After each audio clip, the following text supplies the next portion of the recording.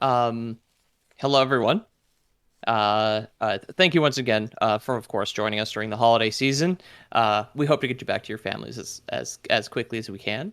Um, Sit anywhere in the room that you'd like. This conference room is well below capacity, and of course, we checked everybody's holiday passports, thankfully.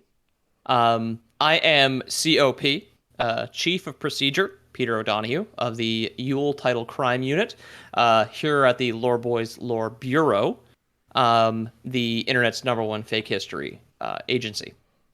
Just a little bit of housekeeping before this. I'm happy to announce that joining me once again today for the fourth time are Agents Palmer and Miller. Their combined 8 years experience in tracking down holiday offenders will certainly be a worthwhile investment of untraceable taxpayer dollars. We'd like to thank Joe Biden's orderlies for approving the funds. Gentlemen, as the first two heads of Department of Festive Affairs, please introduce yourselves. Officer Ethan Vengeance Palmer, once again, reporting for overtime, getting paid 3.5 for this particular event because of the way that police structuring overtime works. I make an insane amount of money for doing very little work. Obviously, I should say, reporters in the room, you all should step back. There is a restraining order against me held by any reporter or journalist anywhere in the world. It even applies to bloggers. And that is because of the crime spree that I did inflict upon the free press for a while there. I was criminally insane at the time. I am rehabilitated, but the restraining order does stand. So any reporters in the room, please move to the back of the seating section. We have a designated splash zone set up already. Yeah, thank you, Chief. Thank you, Cop. Not a problem. Yeah, and here's Officer Miller. I'm here. You might remember my badge number is 8,008,135. That's how most people say their badge numbers, I'm pretty sure. And I'm here. I'm glad to be back together in the same room as you guys. Yeah. Chief, I just want to say, I don't remember my badge number, but knowing myself, I'm going to guess it's 42069 or 69420. It was that. Or some combination of those. I'm very glad that Agent Palmer did not forget himself while in rehab. Joining us at the Bureau, but of course not at the conference, is currently Agent Mikulski. He was recently seen on what some people have called video, tasing a man holding a gun multiple times. That being said, the evidence currently is pointing to the fact that the man was simply wearing a Foo Fighters t-shirt. The man shouldn't have been wearing that t-shirt, if you ask me. That's all I'm saying is he shouldn't have been wearing that t-shirt if he didn't want to get tased. And thankfully here for us at the Bureau, as far as the news media is concerned, our accountability was really more of a flash in the pan. So Mikulski is currently on paid leave. And we are also recording this conference via Microsoft Teams, so he can be sent everything that we go over when he's back at the office. I mean, he did nothing wrong. That Foo Fighter t-shirt did have a drumstick which resembled a firearm on it, so he was fighting for his own life at the point. It was actually the picture of the ray gun. Now, we have disputed the fact that the ray gun does not exist, but it's fine. He's off work. He's at home. He's being paid. All will be well for Agent Mikulski. I know a flash of the muzzle. Flash in a pen. What does that even mean, though? That's kind of crazy thing to say. It's like something that happens. Thai restaurant thing. Yeah, it's you're at Benihana's. Exactly. The guy is flipping shrimp in front of you, and there's suddenly a flare up of fire in the pan. It lasts but a brief moment. Is what a flash in the pan is. Something that comes, is very bright, and then leaves very quickly. Officer Boobies. All right, thank you. Now, before we get into the meat of the conference, on the subject of Benihana, I suppose, maybe we're just all a little bit hungry on this on this evening. It's almost like we've been doing this. I feel like I know we just got started. It feels like we've been doing this for 3 hours. It does, and like none of us have eaten dinner yet. I don't know why. It's just police, like they do all their police work they double up before the holidays, so that way they don't have to do any policing on Christmas. I think is kind of how that goes. I just arrest twice the number of minorities on Christmas Eve, so I don't have to work on Christmas Day. Exactly. Yeah. That is the purpose of the precogs, is so that cops get a holiday. But yeah, like I said, before we get into the meat of the conference today, I'd like to update the press and, of course, the agency on some of the progress that our precinct turned government agency has made since the last year that is not directly related to the case we'll be covering. The deal we struck with Stek Jart Store, or Sheepcoat Claude, 2 years ago, assisted in the apprehension of 2 additional Yule lads, and the location of their gigantic cat, though the cat at this time has proved impossible to herd. Which may I ask, which Yule lads we apprehended? I've been drunk for a year. I'm obviously off the wagon. And was it the one what stole door handles, or the one who tied people's shoelaces together, or There's crabs on an island too, I think. That was last year. 2 years ago, we were investigating the Yule lads of Iceland, I believe. Okay. So, Hugh Rokeskieler, or Door Slammer, was indeed apprehended, as well as the creepiest lad, Gulgagagir, or Window Peeper. Yeah, Svarta Pete again. JB was 3 years ago when we were talking about Black Peter. Yeah, they all blend together, I gotta say. So Door Slammer and Window Peeper have both been arrested in the last 12 months and are awaiting trial at our prison in Guantanamo. The coconut crab that we arrested leaving Christmas Island in the last 4 months is also have confirmed to have escaped confinement, however.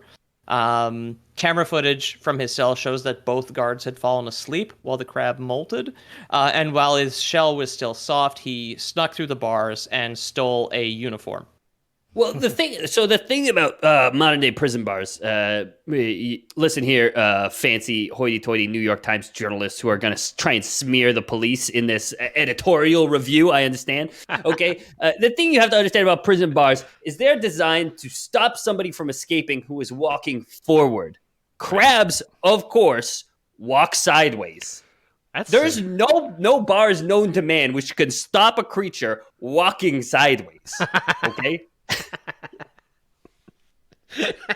It's the technology just isn't there.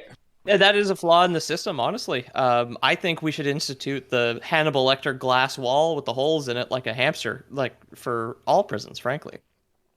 I'm not convinced that it would stop a crab, but we've done everything we did our part, which was arresting them, putting our knees on their neck, and locking them up without due process. That was our job. Okay, the crab. Do crabs have necks? Where do I kneel on a crab? Is my question. We do have a department-approved gardener's knee pad for subduing crab, so that you don't poked in the kneecap. Yeah, they don't put the elastics on the crabs. We put the elastics on the knee and then put a pad there. It just yeah. Exactly.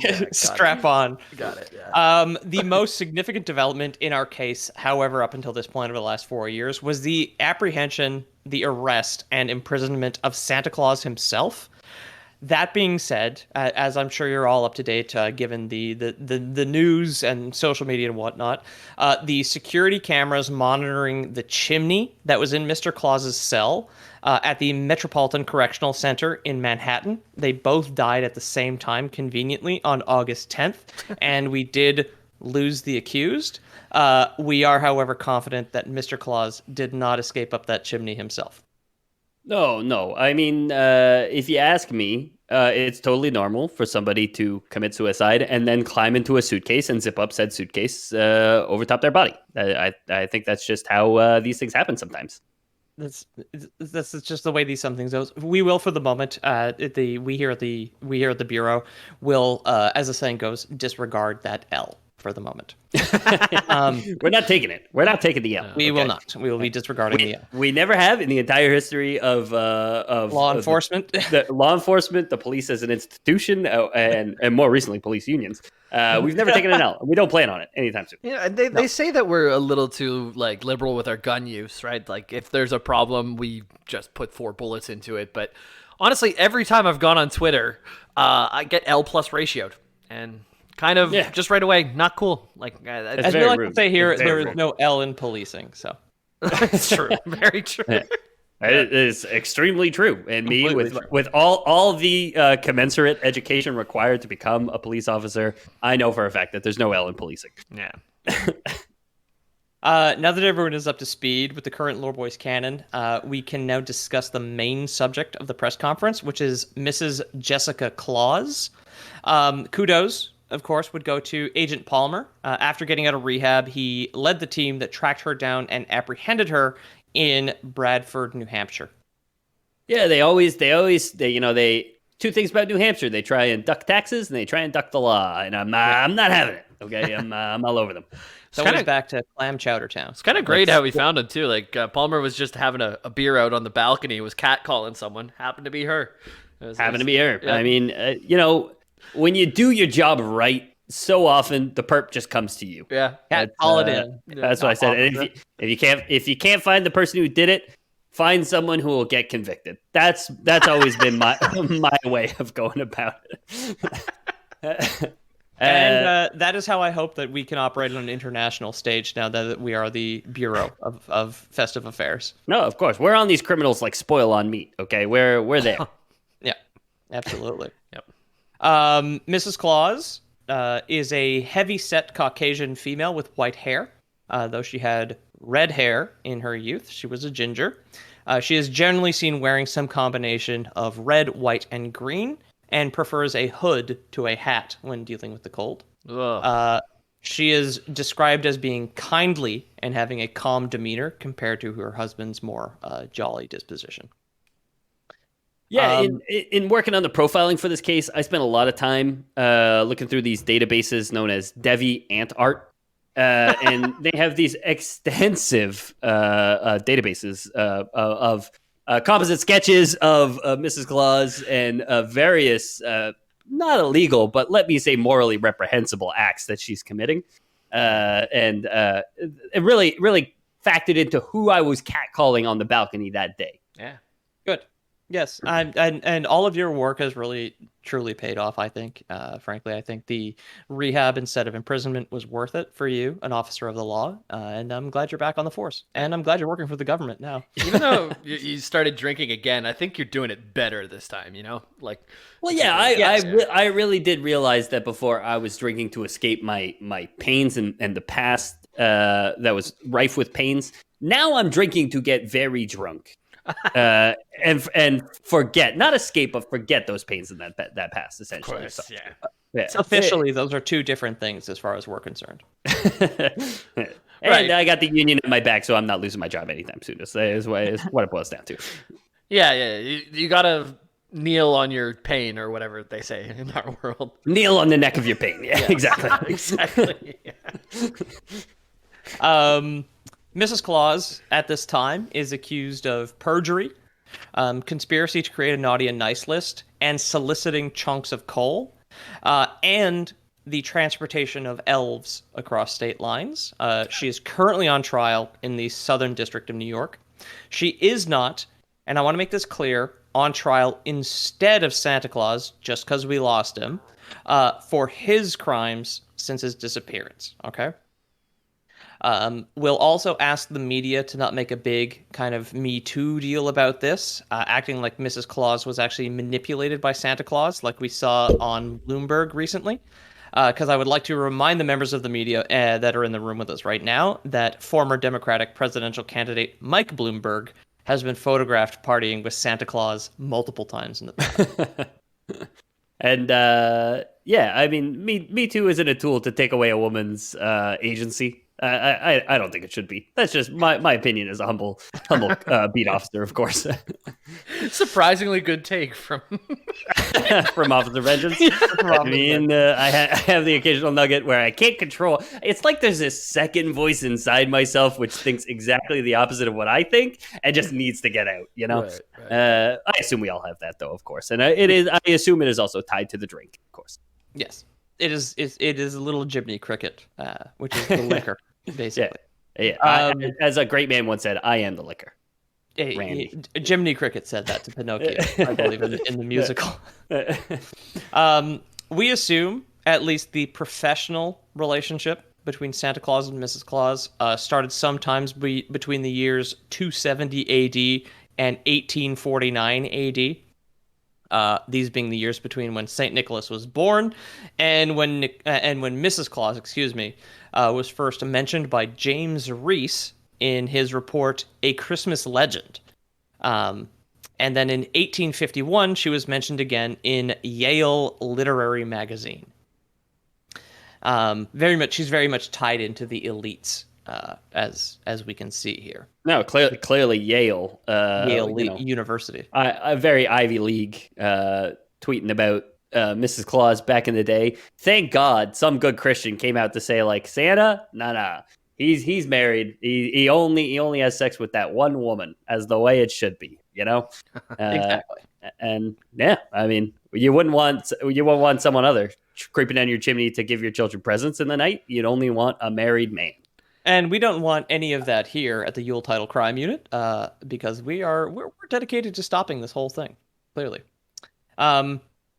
between these dates, at some point, she may have assisted in the purchase of a crippled farm boy named Knecht Ruprecht in Germany. This would be at some point in the 17th century. As reported by Alexander Till, Knecht Ruprecht was a manservant for the Claus family. Ruprecht was very much groomed into the child-beating demon archetype that we're all familiar with from our past reports here. Well, yeah, a very Krampus type, if you ask me. Exactly. Yeah, it's the archetype. You know, when you start a game, there's the warrior, there's the sorceress, there's the child-beating demon. Yeah. Your randomized name, you get Knecht Rupert, which means, I think, nail Rupert. I can say that I did not Google Translate it. But yes, so he was very much groomed in this position here.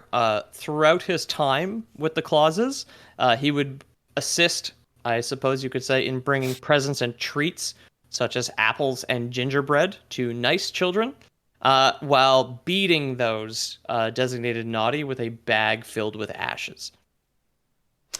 That sounds kind of soft. Yeah, a bag of ashes, as somebody who's beaten a good person or two, doesn't sound like the most efficient way to do it. Sure, maybe you'd get them a little dusty, but the general consensus is that we understand, like, much like oranges or a phone book, it doesn't leave any damage. It doesn't leave any bruises, which is the real kind of the cruelest part about this, is that they taught this farmhand how to get away with beating naughty children. I see. So the timeline so far, we've got Mrs. Claus. She's recruited this Knecht Rupert to beat.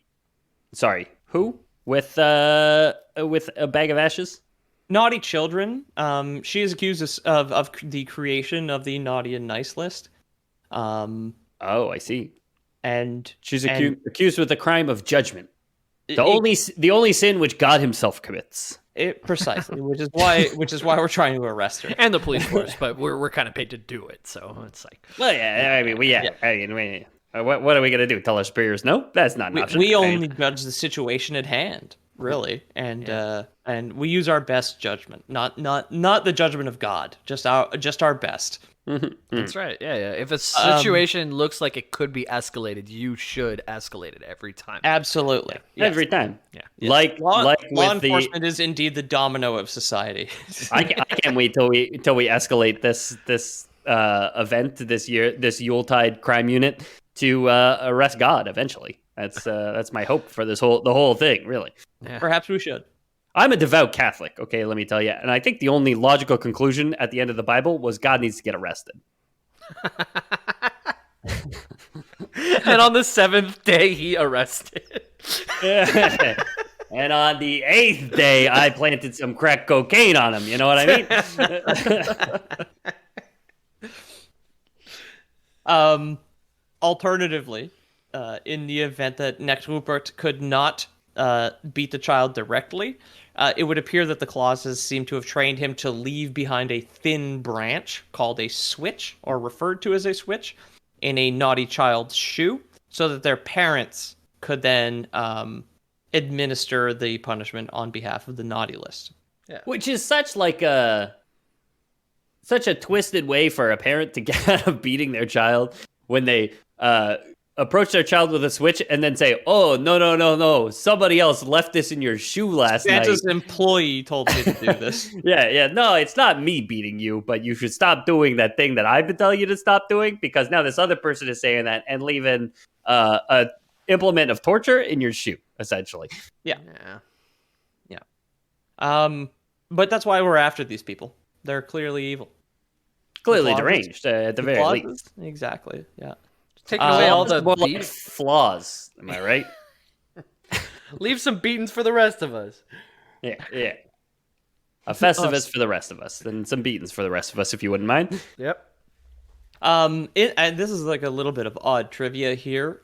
In the German version of The Simpsons, the dog is named Knecht Ruprecht instead of Santa's Little Helper.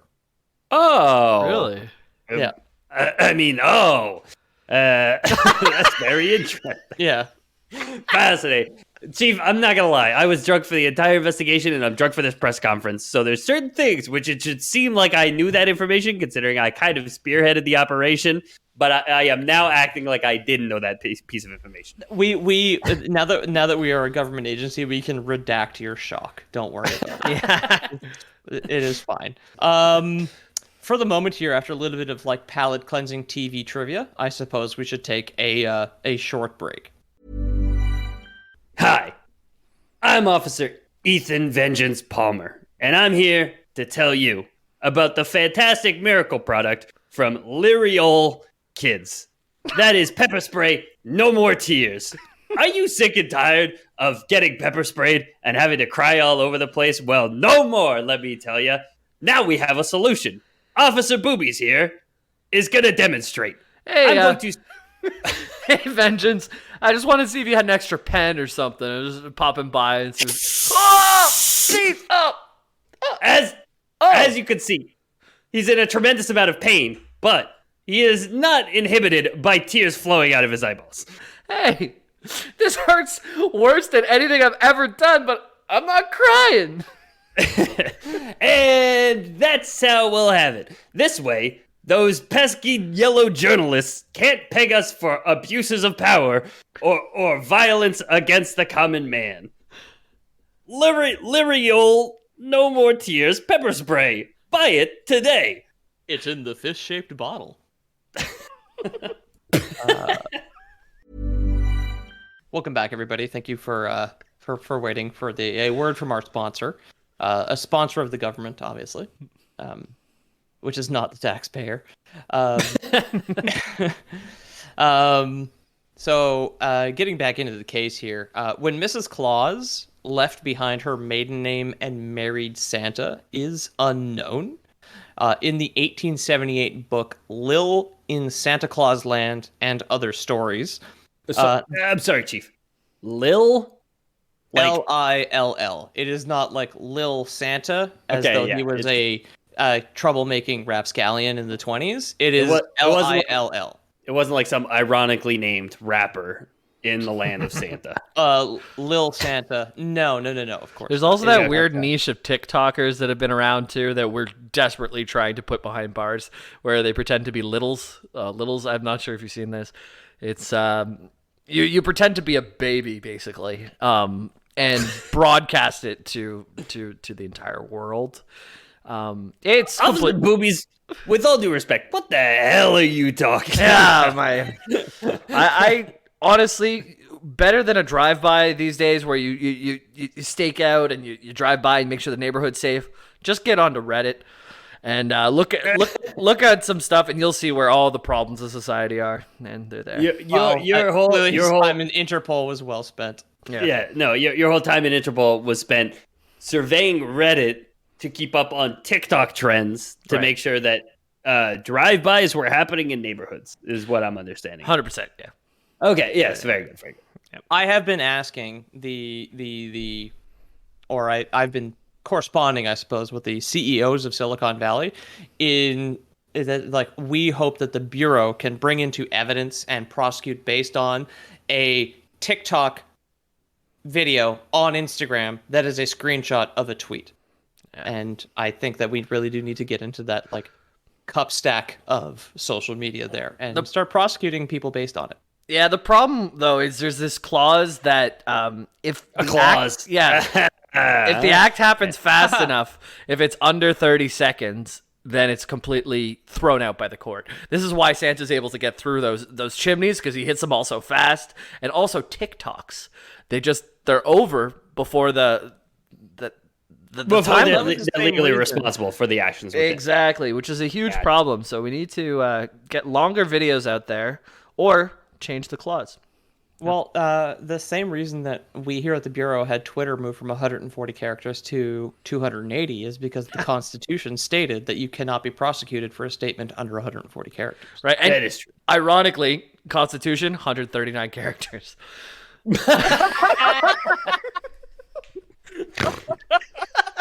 Which the founding fathers, you fucked up, okay? You fucked up. I'll be the first one to say it, okay? This country was built on their brevity, okay? I will support I support them to the ends of the earth as the head of this department. Okay, we have a Mrs. Claus who is recruited next Rupert. I want someone to write the Constitution in a tweet just to see what they would all this.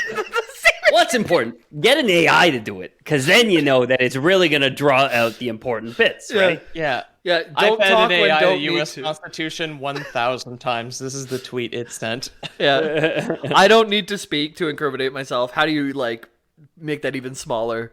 Don't talk good. Gun okay. What are the others?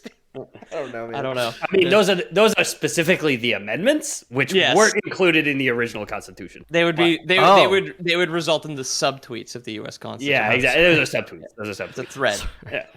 I didn't pay much attention in school. You don't need to become a cop, apparently. Regarding our actual case, we can get into constitutional law later on.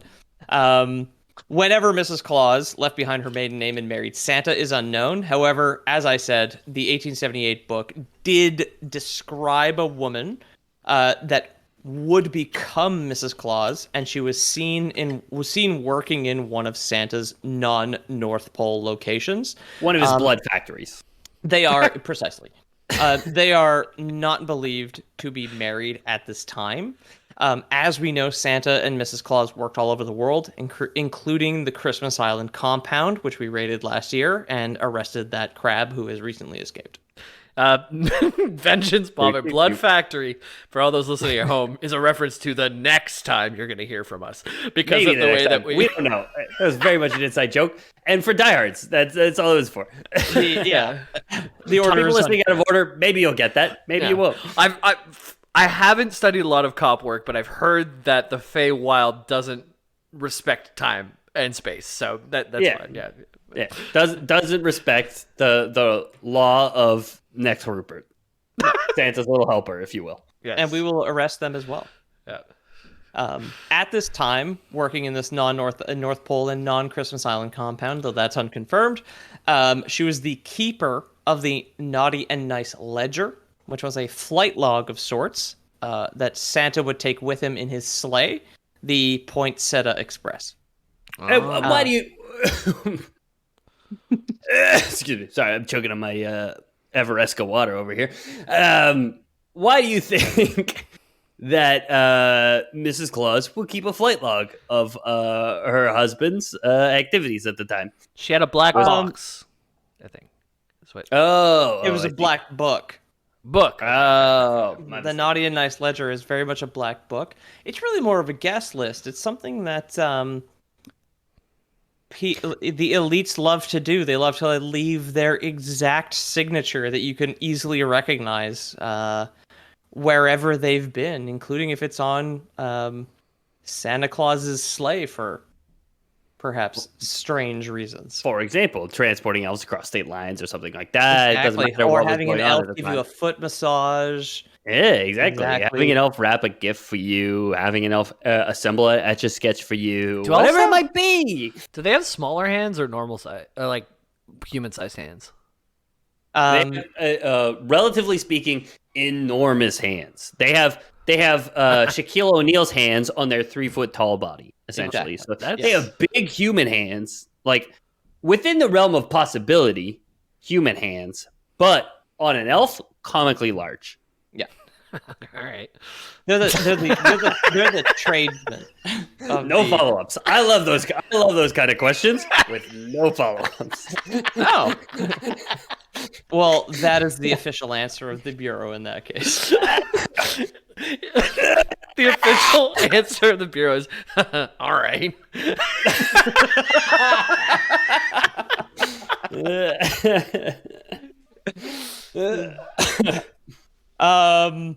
The ledger, or the black book, the Naughty and Nice ledger, would tell Santa Claus what to leave under the tree after breaking into the homes of the children in question, or if they would be thrown into a burlap sack, beaten, and then tossed into a frozen river by one of his many demonic associates. Throughout Mrs. Claus's ongoing case, the prosecution and defense have cross-examined one of the sleigh's pilots. This would be the magic reindeer Prancer, who confirmed the presence of Mrs. Claus and the ledger on multiple occasions. Yeah, we got his referencing- hoof prints. We got his hoof prints all over that sleigh. Let me tell you, they're everywhere. They're everywhere. Prancer at this time is not on trial. He was, as we know, at time of writing at this press conference or at time of speaking, simply the pilot. We were asking for his witness testimony only, but his hoof prints are indeed all over that plane. But his hoof prints are all over that. His hoof prints are all over that plane. all over that plane. The ledger is, excuse me, exactly. So throughout Mrs. Claus's ongoing case, the prosecution has, excuse me, I'm rereading my old statements here. Chief, you look flustered. Cop. I was a little bit flustered. I lost my spot. Can I get you a mojito, cop? Something to calm the nerves.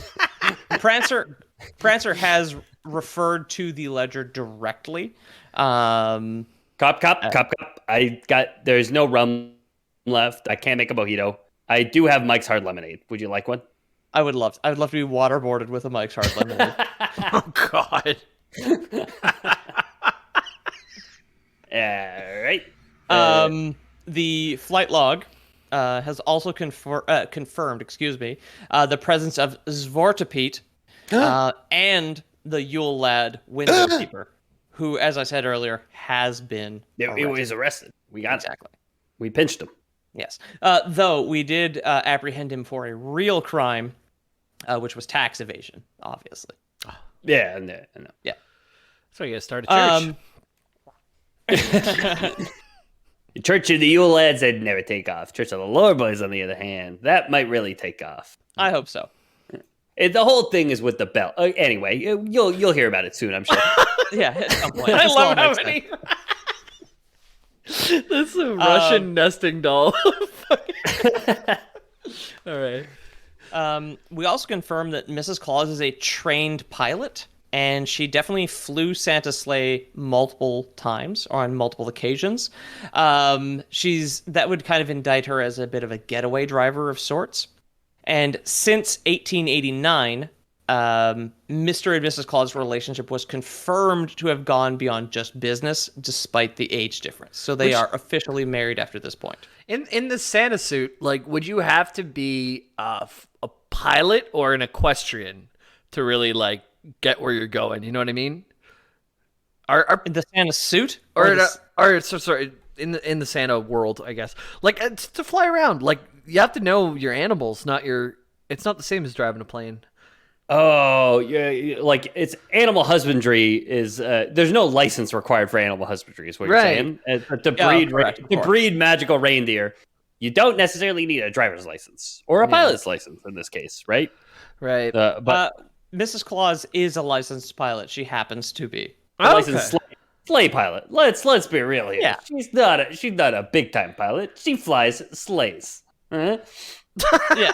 Well, the magical reindeer is like there are some similarities between being a commercial pilot, a fighter pilot, and a reindeer pilot in that you just simply cannot be colorblind. Is one. Well, I mean, is she really flying the plane, or is Rudolph with his nose so bright? Wasn't he guiding her sleigh that night? He has a Waluigi nose, if I ever saw one. Chief.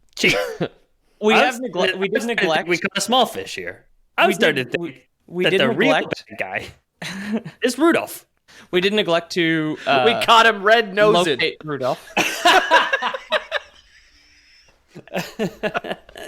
There's your conference title right there. Sorry, cop. Whenever you have us drinking and getting into here, we're not listening to you so much. But I'll let you take the wheel again. I'll let you take the reins, or I should say. Officer Boobies, I do really got to respect the fact that you are suddenly, for the first time maybe ever, on the other side of this fence, and you apologize for it. Normally it's me and cop shoving our half-brained ideas down your throat. Now we're doing it to him, and you apologize to him. I gotta respect it. I'd argue it would make you weak, actually, in the eyes of the bureau. Oh man, I knew I read too much left-wing bullshit. No. You're a real fourth or fifth tier. You're a real vixen. In terms of reindeers, you know what I mean? Yeah. I'm leading this investigation like a Rudolph, if you will, who we're gonna arrest for. I'm more of a dancer or a prancer, I guess you would say. You do dance, you do prance. I gotta give that to you. Prancer, we have questioned. I will have you know. Okay. Yeah. Take the reins. But perhaps you guys do raise a good point. Perhaps we should go through the multitude of pilots that the clauses have employed, and the rest of the reindeer. Prancer was very forthcoming with his information, I will have you guys know. He pranced right up to the podium. He sure did. Like the trots with the shoulders going and everything all the way up. He stops and he vogues for a second, and then he goes back.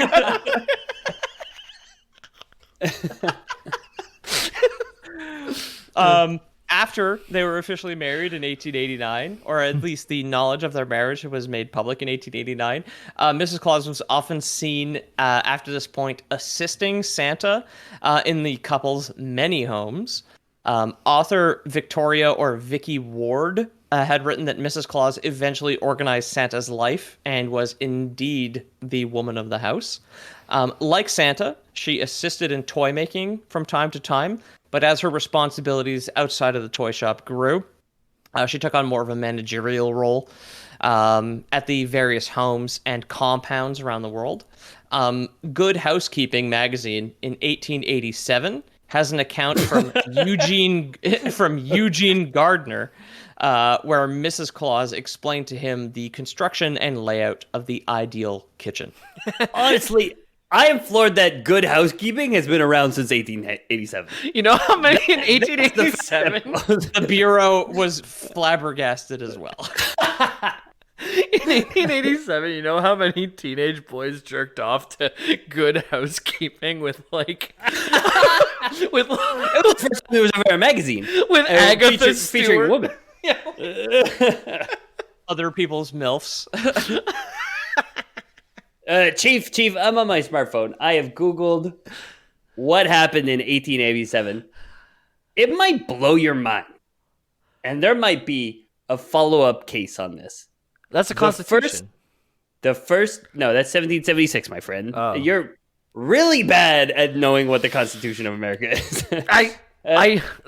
You know what? They say you'll never have the Constitution of America in your pocket, but look at me now, all right? So I got a smartphone. Look at me now. Look at him now. Still not getting it. Yeah. And despite the fact that you do, still the wrong. very first Groundhog Day, Chief. Oh. 1887. Now, I'm starting to think that this marsupial motherfucker might be involved in it. I don't think groundhogs are marsupials, but I think it's a rat. It's like a rodent. A rodent, maybe rodent makes sense. Yeah, these rodent rother ruckers Now- might be involved in it. While we have had 4 years of experience, a combined 12 years of experience apprehending festive criminals, it is perhaps time that we expand to other times of the year. Because naturally, we get employment insurance 11 months of the year and only work in December here at the Yuletidal Crime Unit. We're going to talk about Columbus Day again. And we got to arrest Christopher Columbus. Chief, can I also say the Hermetic Order of the Golden Dawn was also incorporated in 1887. That's much worse. We should probably arrest them too. Just saying. That's the British one, eh? It's a little fucked up. I know it from I know it from a video game.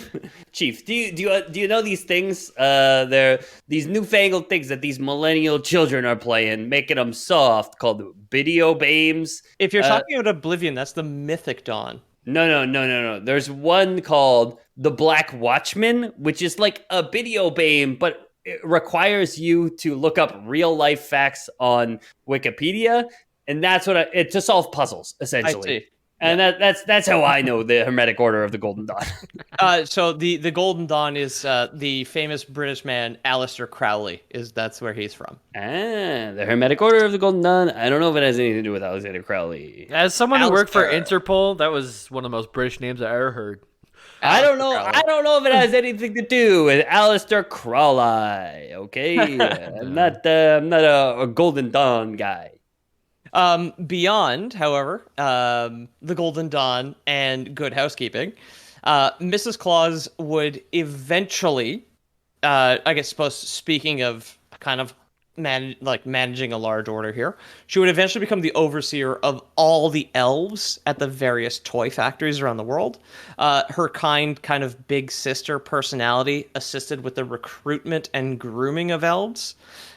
Who she also trained to recruit yet more elves to work in shops. Multiple Jane and John Doe elves have come forward recently and are serving as witnesses during the ongoing trial. Witnesses for or against? Witnesses for the prosecution. Against Mrs. Claus. Gotcha. Somehow unsurprised. I as well is what I would say. Hashtag I as well. Jane and John are really nice names. It's kind of cool how they all have the same ones, you know? Can we get hashtag I as well trending? For Mrs. Claus, I think. I can't remember which side. I can't. It's like we are against Mrs. Claus here at the Bureau. Against Mrs. Claus, yeah. Which is, yeah. It's unclear. It's muddy waters. We're navigating muddy waters here. We are. It's government. It's all bureaucracy. Mrs. Claus has also helped manage the life of Santa directly. Once again, going back to Rudolph the Red-Nosed Reindeer, when he first appeared on camera in the Rankin Bass film, she was seen directly influencing Santa Claus's diet to ensure that he didn't get too thin. She didn't want him to be skinny Claus or anything like that. So they had a quite, from what it appears to be, toxic relationship where they would kind of manipulate and control each other's lives. All of this has helped build a strong case against Mrs. Claus, who thankfully, like I said, we've apprehended and is currently on trial, which is bringing us one step closer to eliminating the Yuletidal crime wave once and for all. The Yuletidal crime wave is a great sentence, yeah. That's a 4-year-old joke. It's better every time. Now, I know that generally speaking, we would conclude at this point, but I do want to kind of bring up a quick character break here.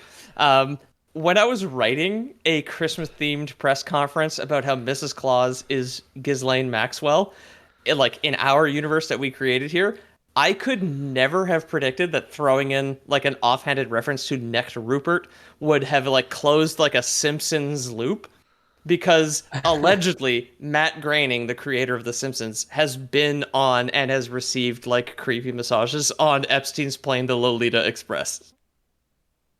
Chief, what the hell are you talking about? Yeah. Officer Cop? Are you having a stroke? What is this? That Lore was Boys the- episode. That was the What is wildest this, the thing that Lore I Boys found. podcast? No, it's all gross, Chief. Chief, all Chief. gross. It's rotten to the core. Yeah. Um, But yes, that would be our report here on Mrs. Jessica Claus. We'd like to thank everybody in the audience here. I believe it's pronounced Jessica. Of course, yes. It's Jessica thrice removed or whatever. Jessica Claus. And yes, if you'd like to support, of course, the Bureau directly, you can pay your taxes on time, or go to theloreboys.com/about or patreon.com/theloreboys. Find your nearest Lorbonian wizard and give them a golden shekel. Yes, of course. I'm gonna ruffle these pages because I brought them all the way from the kitchen. I didn't get enough Foley out of them yet. But here we go. All right. Other than that, perhaps fresh out of rehab, Officer Vengeance. There may be other ways that people can support the Bureau as well. Well, yes, we have. We've resorted to the taxpayer dollars are great, sure, but Daddy needs a new swimming pool. So if you want to support Daddy's new swimming pool, you can go to patreon.com/theloreboys to support us there. If you like this episode and want to hear more of it, please let us know, because we don't do improv all that often. But here we are. Huh? When I say not that often, I might mean once a year. Please let us know. There should be a link to the Discord in the comments. Join the Discord. Tell us how you're feeling. Say hi to everybody. There's good people there. They talk about cum too much. They do. I'd say so. Maybe I could say you do, and you know who you are. Maybe you do. I think you're just encouraging him now. Now he's gonna double down on the. I think there's multiple. I think there's too many people talking about cum and Mario boners in our Discord. Okay, That's true. But to the average listener who wants to feel discouraged, it's good otherwise. It's good otherwise. So come on down to the Discord. Join us there. Patreon.com/theloreboys to support us financially. And it'd mean the world to us if we could. I mean, it'd mean the world to you, too, if we could finally apprehend that pesky sleigh and all the things that they're doing, the Yule lads. We got 2 of them. We got 3 of them last year, maybe. 4 I don't know. total, actually. 4 2 total, last not year, 5 2 total. this year. There's 9 to go. We're at a rate of 2 a year. We got 9 to go, plus the figurehead, the mother. Grilla. Grilla, if you will. But we're working on it, okay? So do check us out, patreon.com/loreboys, if you want to support that. And as far as Loreboys Prime is concerned, you hear what we're all about. We're all about capturing those pesky supernatural beings who are out and about ruining the world. If somebody drinks your milk or eats your cookies this Christmas season, we have a tip line, which is loreboys.com/about. You can report this crime, and we will investigate and apprehend the suspect. That is, and we will pay you. There is a reward. If you can tell us how Santa Claus did not escape up that chimney himself, then there is a $10,000 reward. There was a second shooter shooting Santa Claus up that chimney. That's all. There's a second chimney on the grassy knoll. Yeah. The grassy knoll. Give enough of it. And I suppose that would constitute a press conference, a U.S. Constitution. Out? Out? Yeah.